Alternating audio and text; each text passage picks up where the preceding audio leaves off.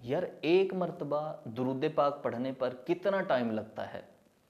جو ایک مرتبہ درود پاک پڑھ سکتا ہے اور وہ اپنی زندگی کا معمول بنا لیتا ہے کہ میں ایک مرتبہ نبی کی ذات پر درود و سلام پڑھا کروں گا، اور وہ یہ نہ سوچے کہ پتہ نہیں میرا ایک مرتبہ نبی کی بارگاہ میں درود و سلام پڑھا قبول ہوگا بھی نہیں ہوگا، تو جو ایک مرتبہ نبی کی ذات پر درود و سلام پڑھ سکتے ہیں ان کے لیے خوشخبری کیا ہے؟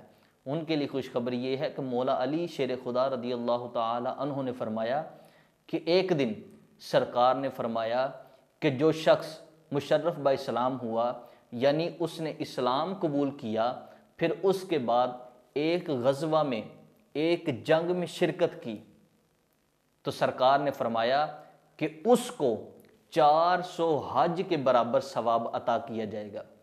تو وہاں کچھ لوگ ایسے بھی تھے کہ جو جنگ میں جانے کی طاقت نہیں رکھتے تھے، جو غزوہ میں شرکت ہونے کی طاقت نہیں رکھتے تھے، جو گھریلو مصروفیات کی وجہ سے طاقت نہیں رکھتے تھے، تو جب انہوں نے اس بات کو سنا تو ان کے دل ٹوٹ گئے۔ انہوں نے سوچا کہ یار ہم تو یہ ثواب حاصل نہیں کر سکتے، ہم اس میں شرکت نہیں کر سکتے، ہم اس ثواب کو کیسے حاصل کریں؟ تو اسی وقت اللہ رب العزت نے اپنے محبوب پر وحی کی کہ محبوب جی، جو لوگ آپ کے ساتھ غزوے میں شرکت نہیں کر سکتے ان کو بھی خوشخبری دیجئے۔ سرکار نے عرض کی کہ مولا میں انہیں کیا خوشخبری دوں؟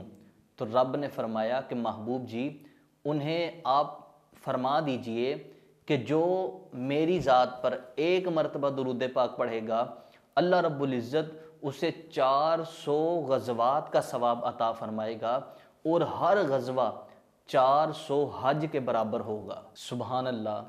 ایک مرتبہ نبی کی ذات پر درود و سلام پڑھنے والے کا ثواب 400 غزوات کے برابر ہے، اور ہر غزوہ 400 حج کے برابر ہے۔